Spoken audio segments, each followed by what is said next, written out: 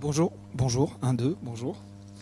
Je vais commencer en vous disant que je suis très honoré et très flatté d'avoir été invité à présenter mes romans dans ce colloque sur l'éco-poétique. Et je vais commencer par un aveu. Jusqu'à ce que Bénédicte m'invite à ce colloque, je ne savais pas ce que c'était que l'éco-poétique, j'avais jamais entendu le mot. Donc je suis arrivé ici en me demandant un peu qu'est-ce qui allait se passer, de quoi vous alliez parler. Parce qu'en fait l'écriture c'est mon second métier et donc je ne suis pas du tout formé en littérature, donc je suis un vrai autodidacte. Et ce qui est vraiment formidable, c'est que je vais rentrer chez moi là en me sentant vachement moins seul dans mon envie d'écrire et de réenchanter le monde, pour reprendre l'expression titre de ce colloque. So first of all, I'd like to say it's a great honor to be here and to have been invited by Benedict for this conference in eco-poetics. And also I would like to make a confession, is that until Benedict asked me, I had no idea what eco-poetics was. The second thing I'd like to say is that I'm not a professional writer. And it's not my main activity. I'm mostly a movie director, and I'm a self-taught writer in many ways. So it's a great honor to exchange here with academics specialized in literary studies. And I will feel far less lonely when I go back home on Sunday. And it's also, once again, a great opportunity for me to be here today to re-enchant the world with you. Donc je suis réalisateur de métier et scénariste, et donc je me suis mis à l'écriture de romans plutôt sur le tard. En fait j'avais essayé avant mais j'avais jamais réussi à aller jusqu'au bout, c'était un tunnel trop long pour moi, et j'ai finalement réussi aux alentours de la quarantaine, et ça fait suite à une prise de conscience écologique globale et à quelques voyages que j'ai pu effectuer qui ont provoqué une vraie forme d'illumination sur ce que j'avais envie de raconter fondamentalement dans ma vie. En fait, je suis né au Canada, j'ai vécu 10 années dans une forêt. Pendant toute ma jeunesse, je passais 2 mois l'été sur des voiliers, donc j'étais au contact des océans. Et j'ai passé une longue période à la fin de mes études en Égypte, et plus particulièrement au Sinaï. Et j'ai toujours eu cette sensation d'avoir une connexion forte avec la nature, quelque chose qui venait vraiment de l'intérieur, qui était très émouvant, vrai sens du mot, émouvant. Et j'ai senti donc à un moment de ma vie qu'il fallait que j'en fasse quelque chose.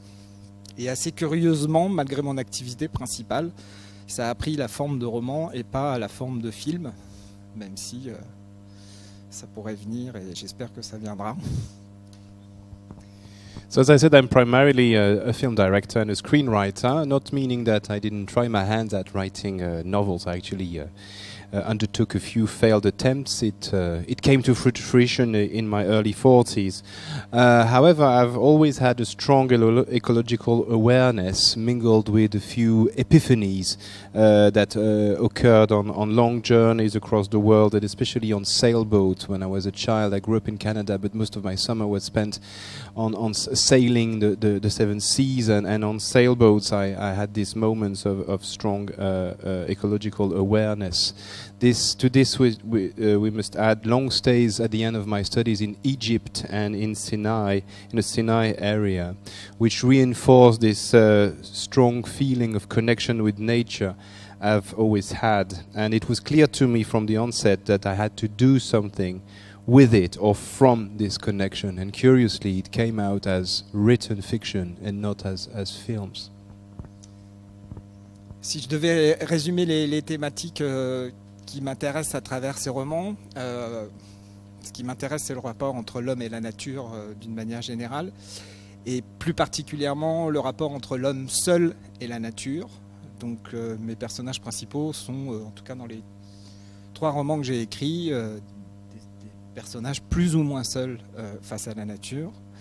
En fait, je crois que ça vient du fait que je suis persuadé que la résolution du désastre écologique qui se profile devant nous passe par une révolution culturelle, et que cette révolution culturelle passe par une reconnexion avec la nature, et que cette reconnexion avec la nature opère plus rapidement lorsqu'on la vit seule, en fait. Of all the themes that I've explored, one of the most important ones is the connection between man and nature. And when I say man, I mean man in the individual sense, man alone in nature or faced with nature or perhaps even against nature. And this is more or less what happens in my 3 books. And what I fight for, I believe, is a cultural revolution that will lead us to change our relationship towards nature, but it has to come from the individual level. Donc, Terre lointaine, c'est mon premier roman. Je vais faire un espèce de pitch, comme on dit chez les scénaristes. C'est l'histoire d'un homme qui reprend connaissance un soir d'orage dans une forêt. Il a perdu la mémoire, il n'a aucune idée de ce qu'il fait là, et il va tenter de rejoindre la civilisation. Et petit à petit, au contact de la nature, il va retrouver son identité, comprendre où il se trouve et ce qui l'a amené là. Ce roman est vraiment construit, comme disait Bénédicte, comme un thriller, c'est-à-dire qu'il plonge le lecteur dans un mystère qui ne trouvera son explication que dans les derniers chapitres. Il invite le lecteur à suivre et parfois à précéder le personnage principal dans ses questionnements, ses errances et ses réponses. C'est pourquoi j'évite habituellement d'en parler trop pour rien révéler du mystère qui sous-tend la narration, mais je vais faire une exception aujourd'hui. So my first novel, Terre lointaine, which we could translate into English as Distant Earth, to put it in a nutshell, is the story of a man who starts actually with a man waking up alone in a forest and being completely ignorant of the reasons why he's here. As the novel unfolds, he's completely amnesiac. And as the novel unfolds, he will as he goes through the forest, he will gradually understand what has happened to not only to himself but to the rest of the world. This novel has the form of a quest. It's a mystery novel, which I'm usually not too keen on presenting to audiences, but I will make an exception today.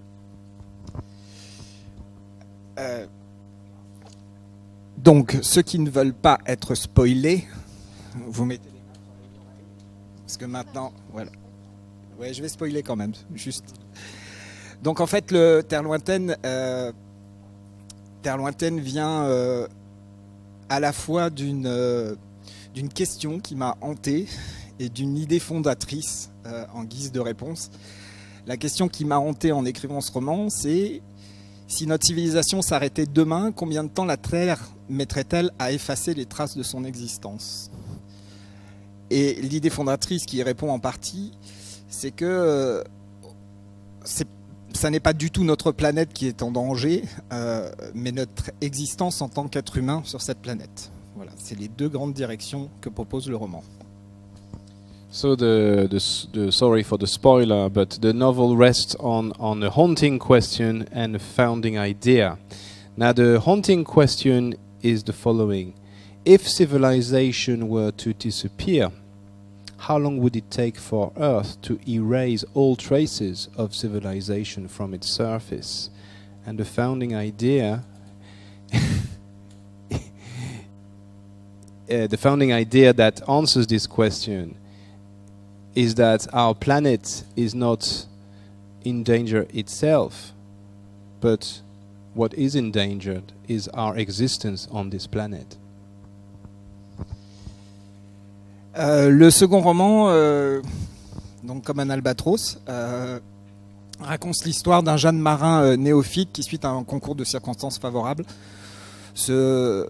participe à sa première course autour du monde à la voile en solitaire, sans escale et sans assistance. Je ne citerai pas le Vendée Globe Challenge, mais c'est le Vendée Globe Challenge. Et ce roman se présente comme le carnet de bord intime de ce jeune marin durant son périple. Comme un albatros, c'est un hommage direct et assumé à Bernard Moitessier, qui est un marin et un philosophe français des années 60, qui était un pionnier en matière de voile et un altermondialiste avant l'heure.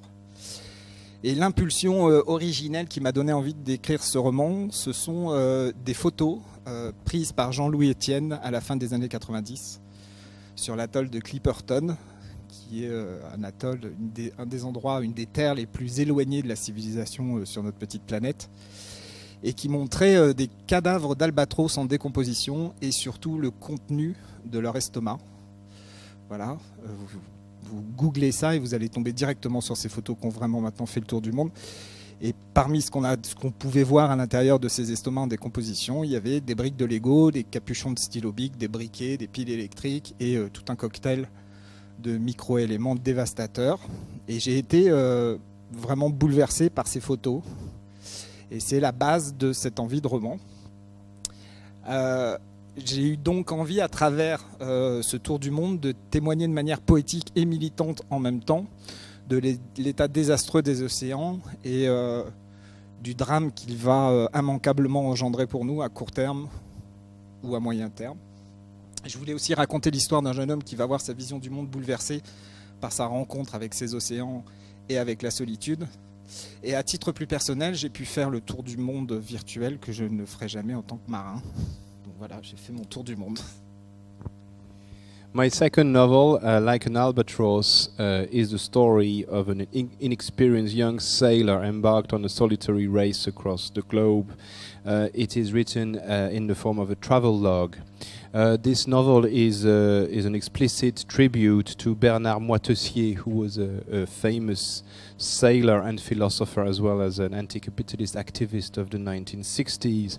The book was also inspired by a series of famous or infamous photographs taken by Jean-Louis Etienne on the Clipperton, the island of Clipperton, which shows corpses of albatross and who have been poisoned by eating debris such as Lego bricks or pen caps or a mess of other poisonous particles and elements.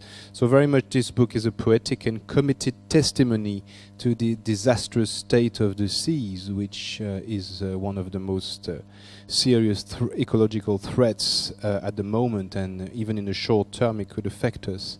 And on a more personal level, it was also my sailing trip around the globe, which I finally could undertake virtually. Il est où ? Voilà, et à la fin de l'année sortira mon troisième roman qui s'appelle donc Old Forest. C'est un thriller fantastique qui se déroule dans un parc national fictif nord-américain en hiver, c'est-à-dire lorsque le parc est fermé au public et que la ville se recroqueville sur elle-même. Et j'ai construit dans cette arène une mythologie autour du mystère des forêts originelles. Et à travers cette histoire, j'essaye d'aborder le thème des risques de l'accession à l'immortalité pour l'humanité. Voilà, ça sortira en fin d'année. And my latest novel is actually a forthcoming one to be published at the end of the year. Is entitled Old Forest, and it will have the shape of a supernatural thriller novel that is set in a fictitious national park in the US, and it's all happening in the midst of winter, when the park is entirely desolate. This is also for me, and beside the mere plot, is also for me a way to explore the issue of the risk that men run by craving for immortality. So it's coming out at the end of the year. Merci. Voilà. Lecture.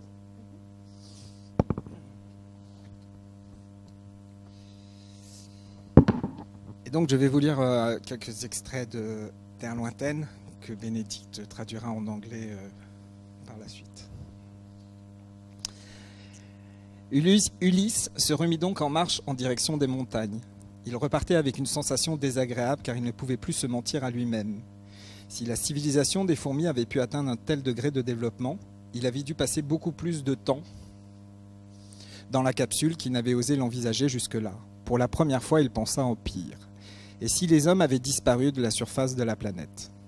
Cette pensée lui avait déjà traversé l'esprit, mais plus souvent dans des moments de découragement qu'au terme d'une véritable réflexion. Durant son sommeil artificiel, l'humanité avait pu s'éteindre en douceur, longtemps après son départ, ou bien connaître une fin plus rapide. Quelle que soit la vérité, il ne pouvait plus exclure l'hypothèse qu'il soit le dernier représentant d'une espèce disparue. Ulysse avait peur de sa propre réaction si cette hypothèse devait se confirmer. Suis-je le dernier des hommes ? Aurais-je la force de continuer ? Depuis le début, seule son envie de retrouver son monde le poussait à avancer. S'il s'avérait qu'il n'existait plus, son existence devenait inutile. Dans ce cas, Ulysse n'aurait plus aucune raison de se battre, L'homme n'était pas fait pour vivre seul. Je ne suis pas fait pour vivre seul. Il ne se sentait pas assez fort pour vivre avec la certitude de finir ses jours seul. Depuis peu, cette perspective devenait de plus en plus probable. Au cours de son histoire, la Terre avait vu plusieurs fois des espèces dominantes disparaître dans des extinctions plus ou moins globales. Les hommes avaient pu connaître le même sort que les dinosaures. La plupart des scientifiques de son époque défendaient l'idée que la Terre connaissait une 6e extinction de masse due à l'expansion de l'activité humaine. Le développement incontrôlé de la civilisation humaine entraînait la disparition de nombreuses espèces à un rythme bien plus élevé que pour les précédentes périodes d'extinction. Les micro-organismes, le plancton, les végétaux, les oiseaux migrateurs et même les mammifères, rien n'y échappait. Aucun scientifique ne pouvait prédire l'ampleur de ce phénomène, mais la plupart d'entre eux ne doutaient plus du risque pour la vie en général. Depuis son réveil dans la forêt, de nombreux indices indiquaient qu'une profonde mutation de l'écosystème avait eu lieu.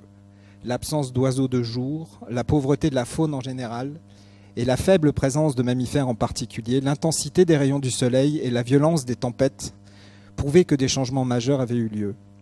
S'il reconnaissait la plupart des êtres vivants qu'il croisait, la plupart d'entre eux avaient quelque chose de différent. Ulysse avait commencé par penser qu'il s'agissait d'espèces rares dont il ignorait l'existence, mais dans ce nouveau contexte, il s'agissait peut-être de nouvelles races issues de l'évolution. La perspective d'avoir dormi suffisamment longtemps pour que de nouvelles espèces apparaissent l'effrayait, mais d'autres constatations plus rassurantes rétablissaient l'équilibre et lui évitaient de devenir trop pessimiste. Certaines espèces étaient les mêmes qu'à son époque et la faune ressemblait globalement à celle dont il se souvenait. La faune aquatique lui paraissait, elle aussi, assez proche de celle de son époque. Les poissons, qu'ils soient d'eau douce ou qu'ils vivent dans la mer, ne semblaient pas avoir été victimes d'une catastrophe globale qui aurait bouleversé l'environnement. Il y a peut-être encore de l'espoir. So this is chapter 12. It's called Encounter, and this is not my translation. Pierre-Yves has a fan in Canada who has translated the whole book, and so I got the translation. Ulysses resumed his march in the direction of the mountains. He left with an unpleasant feeling because he could not fool himself anymore. He must have spent much more time in the cockpit than he had dared envision if the civilization of ants truly had reached such a degree of development. For the first time, he thought of the worst. And what if mankind had disappeared from the surface of the planet? This thought had already crossed his mind, but especially more often in moments of discouragement than in terms of an empowering reflection. During his artificial sleep, humanity could have disappeared quietly long after his departure, or instead could have suffered a sudden extinction. Whatever the truth, he could not exclude anymore the hypothesis that he was the last representative of a disappearing species. Ulysses was afraid of his own reaction if this hypothesis turned out to be true. If I were the last one of mankind, would I have the motivation to continue? Since the beginning, only the urge to find his world motivated him to keep on moving. In the case that mankind did not exist anymore, his own existence would be rendered useless. Ulysses would have no more reason to fight. Man was not able to live alone. I am not ready to live alone. He did not feel strong enough to survive with the certainty of dying alone. Recently, this prospect became more and more likely. During its history, the Earth had several times seen dominant species disappear because of global extinctions, more or less. Mankind could have known a fate similar to the dinosaurs. Most of the scientists of this time defended the idea that the Earth would experience a sixth mass extinction due to the expansion of human activity. The uncontrolled development of human civilization entailed the disappearance of numerous species with a rhythm much quicker than in previous periods of extinction. Microorganisms, plankton, vegetables, migratory birds, and mammals, none escaped such an outcome. No scientist could predict the extent of this phenomenon, but most of them no longer doubted the global risk for life's prospects. Since his recovery, numerous indications indicated that a profound alteration of the ecosystem had taken place. The absence of daybirds, the poverty of the fauna in general, and the weak presence of mammals in particular, the intensity of the sun's beams, and the violence of storms proved that major changes had taken place. In addition, he acknowledged that most animals he encountered had something different in their characteristics. At first, Ulysses thought that they belonged to a rare species whose existence he had ignored, but in this new context, they might be new races stemming from evolution. The prospect of having slept long enough so that new species appeared him, although they were tempered by other more reassuring observations that suggested an ecological balance might have been restored, which helped him avoid becoming too pessimistic. Certain species were the same as in his time, and the flora looked like what he had remembered prior to the accident. The aquatic fauna also appeared to resemble what he remembered. Both freshwater and ocean fishes did not appear to have been victims of a global disaster that had upset the environment. Maybe there was, maybe there is still hope. Il y a peut-être encore de l'espoir. Cet espoir restait limité car il savait que les végétaux faisaient partie des espèces résistantes de l'écosystème et que la mer enfermait un foisonnement de formes de vie suffisamment intense pour favoriser la survie de ses habitants. Ce lieu propice à l'apparition de nouvelles espèces avait permis à la vie de continuer à se développer, même dans les périodes extrêmes qu'avait connues la planète. Les points communs et les différences entre l'environnement actuel et celui de son époque s'équilibraient, le privant donc de conclusions définitives. Le cas de l'humanité lui paraissait différent. Il n'avait aucune difficulté à imaginer ce qu'avait pu provoquer la fin de la civilisation des hommes. De nombreuses épées de Damoclès pendaient dans le ciel des hommes et l'une d'entre elles avait pu finir par se décrocher. Les causes susceptibles d'avoir abouti à la fin du monde se répartissaient pour lui en deux catégories. Si les excès des hommes pouvaient avoir été à l'origine de leur propre disparition, certaines catastrophes naturelles pouvaient aussi en avoir été la cause. La quantité et la variété de ces menaces naturelles condamnaient inexorablement l'humanité à plus ou moins longue échéance. Une météorite de quelques kilomètres de diamètre avait suffi à plonger la planète dans un hiver fatal aux dinosaures. Une autre de ces météorites géantes pouvait tomber à tout instant sur la planète. Les statistiques ne laissaient aucun espoir à long terme. Tôt ou tard, une nouvelle collision aurait lieu. La probabilité de les voir s'écraser sur Terre et d'enclencher une extinction massive était proportionnelle à la taille des météorites. Les gros sont moins probables, mais plus destructeurs. Son environnement ne lui paraissait pas avoir souffert suffisamment pour rendre cette théorie crédible. En revanche, une période glaciaire particulièrement froide pouvait avoir eu un rôle catastrophique pour certaines espèces, dont l'homme. L'apparition d'un virus foudroyant, combiné avec la multiplication des déplacements entre les différents continents, pouvait avoir créé une épidémie capable de décimer l'espèce humaine en un temps record. L'intensité du soleil avait pu varier de manière insignifiante au regard de sa puissance, mais suffisante pour faire disparaître une partie de la vie sur Terre. Les menaces naturelles étaient à la fois nombreuses et peu probables.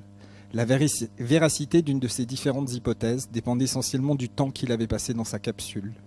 La probabilité qu'une catastrophe naturelle ait eu lieu augmentait avec la durée de son sommeil. Maybe there is still hope.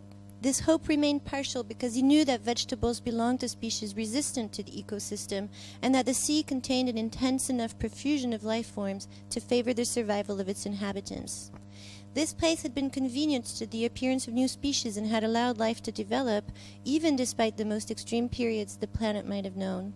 Common points and differences between the current environment and that of his time neutralized each other and deprived him of any ultimate conclusion. Mankind's case appeared different. He had no difficulty about guessing the end of his civilization. Numerous swords of Damocles hung in the sky of mankind, and any one of them was capable of happening. The possible causes divided in two categories. For example, the excesses of mankind could have been at the origin of their own disappearance, or certain natural disasters might also have been the cause. The quantity and the variety of these natural threats condemned inexorably humanity in the long run, more or less. The fall of a meteorite of hardly more than a few miles in diameter had been enough to plunge the planet into a fatal winter during the time of dinosaurs. Another of these giant meteorites could crash into the planet at any time. The statistics signal no long-term hope. Sooner or later, a new collision would occur. The probability of a meteorite crash on Earth was proportional to the size of the meteorite. The due consequence would have initiated a chain reaction, a massive extinction. The big are less likely, but more destructive.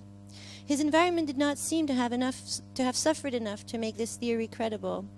On the other hand, a particularly cold glacial period could have had a catastrophic role for certain species, including man.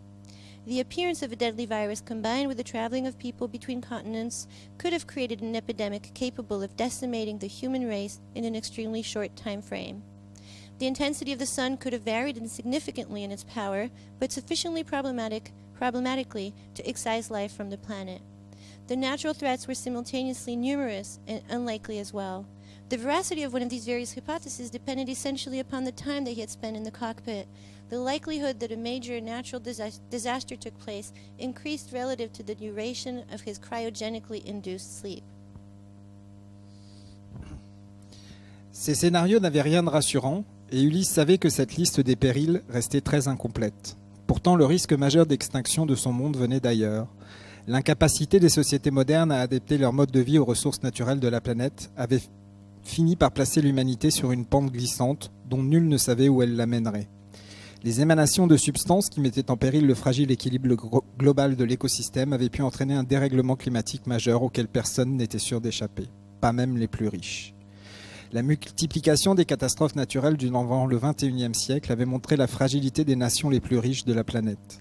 Les raz-de-marée, les cyclones, les sécheresses, les pandémies s'étaient multipliées dans des proportions considérables, faisant des centaines de milliers de morts autour de la planète.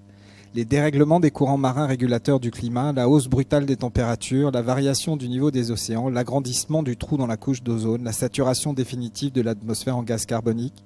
Si les répercussions de ces différents phénomènes à l'échelle de la planète restaient mal connues, ils pouvaient tous avoir fini par entraîner des mutations spectaculaires de l'écosystème de la Terre, et peut-être sa disparition. Les rares souvenirs de la situation écologique qui lui revenaient lui faisaient craindre le pire. Pourtant, si toutes ces catastrophes potentielles pouvaient expliquer la fin du monde des hommes, aucune d'entre elles n'expliquait la disparition de toute trace de leur civilisation, si elle a vraiment disparu. Ulysse continuait à se battre contre ces théories pessimistes. Cette longue période d'errance ne lui permettait plus un optimisme béat, mais rien ne prouvait que l'humanité avait totalement disparu de la surface de la planète. Il savait juste qu'il traversait une partie du monde désertée par les hommes et que de telles régions n'existaient plus à son époque, mais cette conclusion ne concernait pas forcément la planète entière. Sa théorie du parc naturel à l'échelle d'un continent restait envisageable. Le monde est vaste, d'autres zones sont sans doute toujours habitées. La taille immense de cette région sauvage le troublait. New York, Pékin, Berlin, Le Caire, combien de temps de telles villes mettraient-elles pour disparaître totalement de la surface de la planète ? Ulysse n'avait aucun élément de réponse, mais son intuition lui disait que contrairement aux apparences, le délai n'était peut-être pas si important. Sans doute moins de temps qu'on le pense. These scenarios were not reassuring, and Ulysses knew that this list of dangers remained very incomplete. Nevertheless, the major risk of extinction of its world came from elsewhere. Modern societies did not adjust to the availability and accessibility of natural resources of the planet. Therefore, they placed humans on a slippery slope of an unknown fate. The emanations of noxious substances also put in danger the fragile global balance of the ecosystem. They might have pulled a major climactic disorder that nobody would surely be able to escape, not even the richest. The multiplication of natural disasters during the 20th century even had shown the fragility of the richest nations of the planet. Floods, cyclones, drought, pandemics had multiplied in considerable proportions, causing hundreds of thousands of deaths in short, intense cycles around the planet. The disorders of the marine currents regulating the climate, the general increase of temperatures, the variations in ocean levels, the increase of the hole in the ozone layer, the definitive saturation of the atmosphere in carbon dioxide, etc. The specific repercussions of these various phenomena on the scale of the planet remained poorly known, but they could all have eventually imposed spectacular alterations in the Earth's ecosystem, and maybe its disappearance. The rare recollections of the ecological situation which he remembered made him afraid of the worst. Nevertheless, if all these potential disasters could explain the end of the world of mankind, none of them conclusively explained the disappearance of any trace of their civilization, if it really had disappeared. Ulysses continued to fight against these pessimistic theories. This long period of wandering did not impart any further blissful sense of optimism, but also nothing proved that humanity totally had disappeared from the face of the planet. He just knew that he crossed a continent abandoned by mankind and that such regions did not exist anymore in his time. But this conclusion did not apply necessarily to the whole planet. His theory of a natural reserve on the scale of an entire continent remained possible. The world is vast. Maybe other regions are still inhabited. The immense size of this wild region disturbed him. New York, Beijing, Berlin, Cairo How long would it take such cities to disappear entirely from the face of the earth? Ulysses had no clue to an answer, but his intuition suggested that, contrary to appearances, maybe the period had not been that long, less time than one could think of. Ulysse n'avait pas le choix. S'il voulait avancer dans sa réflexion, il devait continuer à croire en ses chances de retrouver des traces de son monde. En attendant, il n'avait pas d'autre solution que de vivre au mieux avec sa solitude. Cette réflexion sur les fins possibles de l'humanité l'avait plongé dans une profonde nostalgie. Il eut une pensée pour les nombreuses voix qui s'étaient élevées durant le XXIe siècle pour tirer le signal d'alarme. De nombreux écologistes de son époque s'inquiétaient du sort de la planète, avant tout pour prévenir l'humanité des risques qu'elle courait à se développer sans se préoccuper de ses relations avec son environnement. Quelques voix avaient commencé à suggérer qu'il était trop tard, qu'un mécanisme fatal à la vie sur Terre s'était enclenché sans aucun espoir de retour en arrière. La plupart d'entre elles fondaient leur raisonnement sur le principe que la disparition de l'homme serait une perte pour la richesse de la vie. Personne n'osait explorer l'hypothèse que la planète puisse avoir intérêt à se débarrasser de cet être envahissant si elle voulait continuer à préserver les autres espèces et à permettre l'apparition de nouvelles formes de vie. Les hommes représentaient une menace qui mettait en danger la survie de l'ensemble des êtres. Gaïa. Ce nom avait ressurgi de nulle part. Dès qu'il traversa son esprit, Ulysse sentit que cette idée philosophique comptait beaucoup pour lui. La Terre est un être vivant. L'homme en faisait partie, mais rien ne le plaçait au-dessus des autres espèces. Il n'avait aucune légitimité à mettre l'écosystème en danger. Si Gaïa avait dû se débarrasser de lui pour assurer sa survie, elle avait eu raison de le faire. Ce raisonnement, une fois de plus, était nombriliste, car il plaçait encore l'homme au centre des préoccupations de Gaïa. Mais son impact sur l'environnement était devenu si fort qu'il ne voyait pas comment il aurait pu en être autrement. L'avenir de la planète et celui de l'humanité se rejoignaient pour le pire ou pour le meilleur. Si le dessein de Gaïa consistait à lutter pour le développement de la vie en général, elle devait faire disparaître tout ce qui la mettait en danger. Pour sauver la planète, débarrassons-nous des hommes. Peu d'écologistes de son époque avaient eu le courage de tenir ce discours radical. La nature l'avait peut-être fait froidement au nom de sa propre survie. Le concept pouvait paraître effrayant, mais la sentence était sans doute méritée. L'humanité méritait-elle de survivre ? Chaque fois qu'il repensait à son ancien monde, cette question revenait et le plongeait dans une profonde perplexité. Au fond de lui, il estimait que l'humanité ne méritait pas de survivre, mais il détestait l'idée qu'il puisse avoir de telles pensées. Qui suis-je pour la juger ? Qui suis-je pour penser que l'humanité ne méritait pas de survivre ? Quel monstre sommeille en moi ? Ulysses had no choice. If he wanted to move on, he had to continue to believe in his chances, to find traces of his world. In the meantime, he had no other solution than to live as best as he could and manage with his solitude. This reflection on the finality of human existence had plunged him into a profound homesickness. He'd thought about the numerous voices which had arisen during the 21st century to sound the alarm. Numerous ecologists of his time worried publicly about the planet's fate if humankind persisted in ignoring the needs of the environment.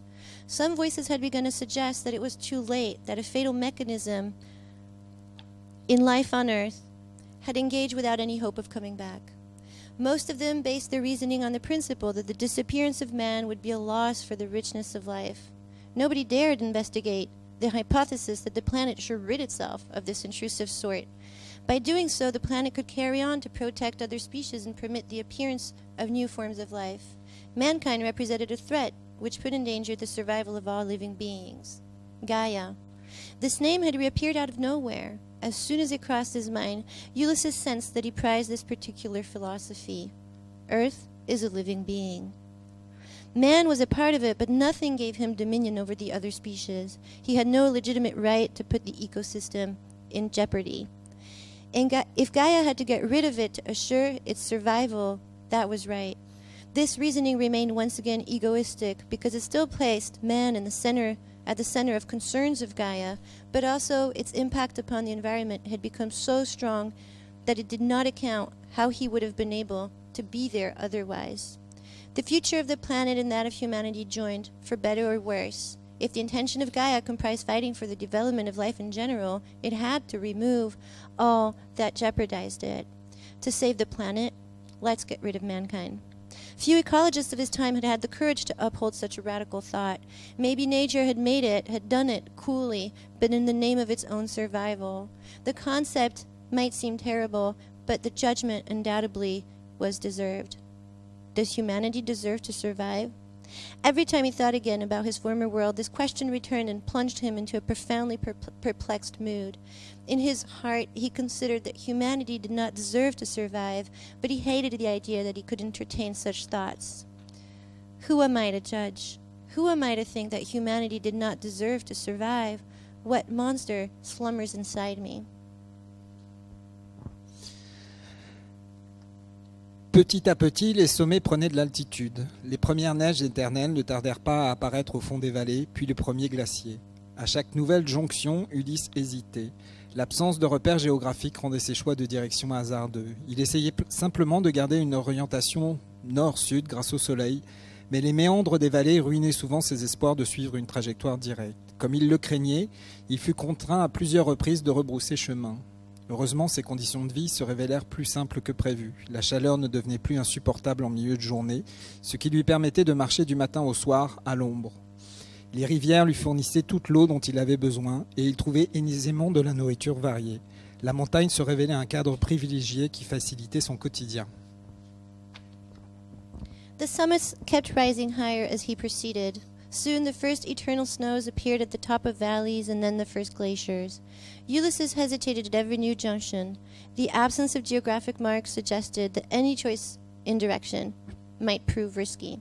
He tried simply to keep his north-south orientation thanks to the sun, but the meandering valleys prevented him from following a direct trajectory. As he made numerous direction errors or mistakes, he was forced to turn back repeatedly. Fortunately, his conditions of life were simpler than what he had foreseen. The heat did not become unbearable anymore in the middle of the day, which allowed him to walk from morning until nightfall. Rivers supplied him all the water which he needed, and he found a diverse supply of food rather easily. The mountain showed itself to be a privileged environment which facilitated his everyday life. Petit à petit, la température baissa. Au fur et à mesure qu'il prenait de l'altitude, la végétation se faisait moins dense. Seuls quelques arbustes de petite taille et certaines fleurs d'altitude survivaient encore au milieu des rochers. Ulysse estimait avoir atteint une altitude d'environ 2000 mètres. S'il voyait juste, certains sommets autour de lui dépassaient les 4000 mètres. Les falaises vertigineuses et les cimes lointaines dessinaient un paysage majestueux, en particulier un des sommets dont la forme caractéristique est la couleur blanche tranchée sur le bleu du ciel. Ulysse eut l'impression de le reconnaître, mais il n'avait aucune certitude. Il espérait juste que son sommeil n'avait pas duré suffisamment longtemps pour que certaines chaînes de montagnes aient eu le temps de disparaître ou d'apparaître. Ulysse pressa le pas. La position du soleil dans le ciel indiquait que l'après-midi n'allait plus tarder à s'achever. S'il voulait passer le col avant la fin de la journée, il n'avait plus de temps à perdre. Au fur et à mesure qu'il se rapprochait de la falaise, elle lui semblait plus haute. Elle se dressait au bout de la vallée, comme une véritable barrière qui ne lui semblait plus aussi facile à franchir. Il envisagea de faire demi-tour, mais il décida de faire confiance à son instinct et d'aller jusqu'au pied de la falaise avant de rebrousser chemin. La paroi se révéla plus haute que prévu, mais elle restait plus accessible que les autres cols visités jusque-là. S'il voulait avancer, il allait devoir tôt ou tard prendre des risques. L'ascension fut plus facile qu'il ne le pensait. La falaise se révéla peu pentue, ce qui lui permit de grimper dans de bonnes conditions sans jamais avoir à faire des gestes trop risqués. De nombreuses terrasses naturelles lui permirent de faire des pauses à intervalles réguliers et de progresser dans un état de fraîcheur physique satisfaisant. Lorsqu'il atteignit enfin le sommet, Ulysse découvrit la vallée suivante. Le paysage lui apparut tout de suite très différent. Alors qu'il venait d'une fond de vallée aride et rocailleuse, cette nouvelle vallée apparaissait plus accueillante. La falaise dominait un haut plateau qui s'étendait à perte de vue entre des montagnes aux pentes douces. De hautes herbes, des fleurs et des petits arbustes formaient un tapis de végétation luxuriante, seulement troublé par quelques rochers clairs. De nombreux cours d'eau serpentaient et dessinaient par endroits des petites taches bleu clair. Le plateau semblait se terminer par un dévers raide qui dominait un autre plateau en contrebas. Plusieurs vallées annexes s'éloignaient de part et d'autre de cet immense plateau central en direction de sommets enneigés. Ulysse resta un long moment à contempler le paysage avant de se décider à descendre. Un autre monde.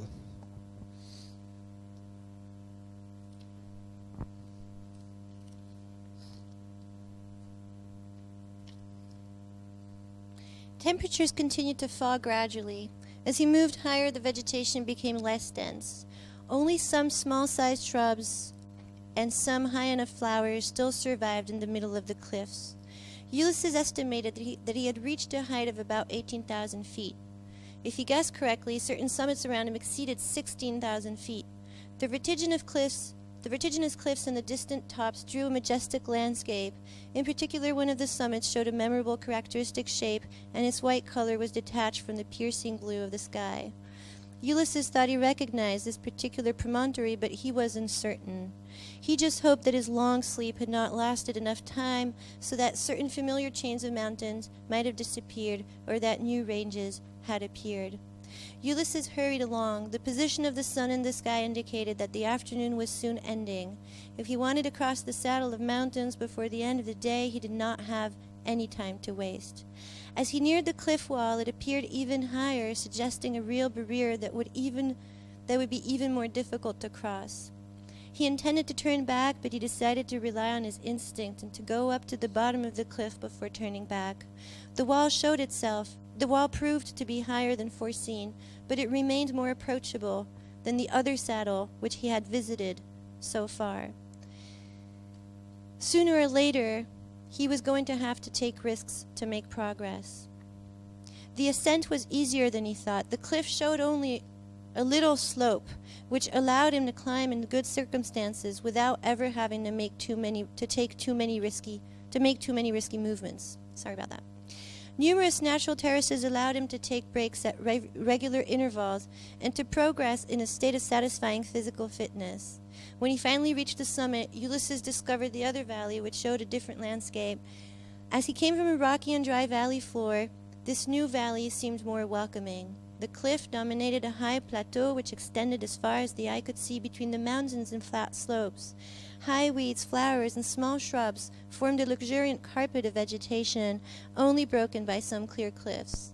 Numerous streams wound their way on the plateau and formed small spots of light blue. The plateau seemed to end in a stiff slope and dominated another plateau below. Several smaller valleys spread out on both sides from this immense central plateau in the direction of snow-covered summits. Ulysses stayed a long moment contemplating the landscape before deciding to come down. Another world.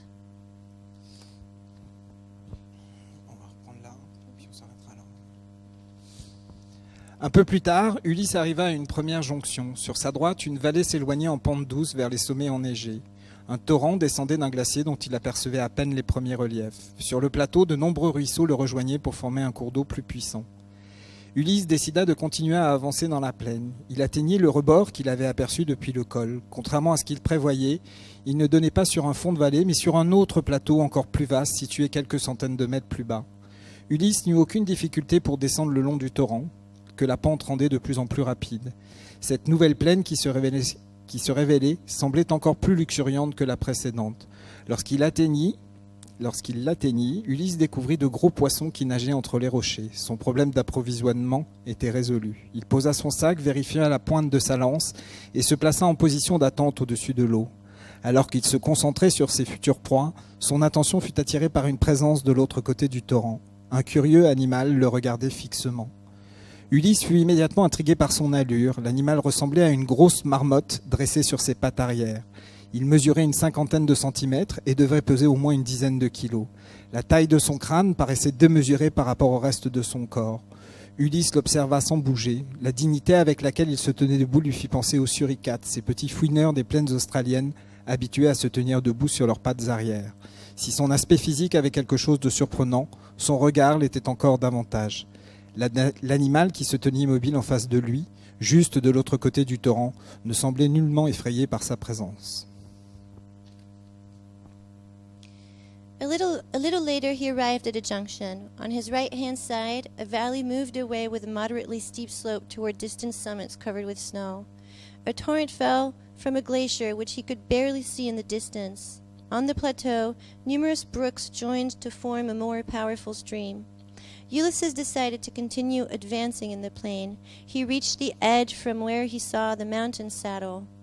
Contrary to what he had anticipated, it did not lead to the bottom of a valley, but onto another even vaster plateau, situated some hundreds of feet below. Ulysses saw no difficulty in coming down along the torrent, which seemed to move along even faster because of its uneven layering. This new plain turned out even more luxuriant than the previous one. When he reached it, Ulysses discovered large fish which swam between the cliffs. His food supply problem was resolved. He put down his bag, verified the point of his lance, and took a waiting stance over the water. As he concentrated on his prey, his attention was drawn by a presence on the other side of the torrent. A strange animal was staring at him. Ulysses was immediately intrigued by his appearance. The animal resembled a big marmot standing on its rear paws. It measured about 50 inches long and weighed at least 30 pounds. The size of the skull seemed disproportionate to the rest of its body. Ulysses observed it without moving. The dignity with which he was standing up reminded him of small meerkat indigenous to South Africa, which used to stand up on their rear paws. If its physical aspect showed surprising traits, its glance was even more so.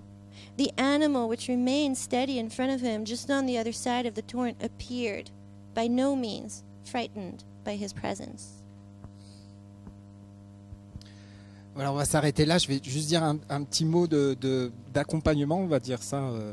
En fait, on a choisi cet extrait avec Bénédicte parce qu'il est assez symbolique.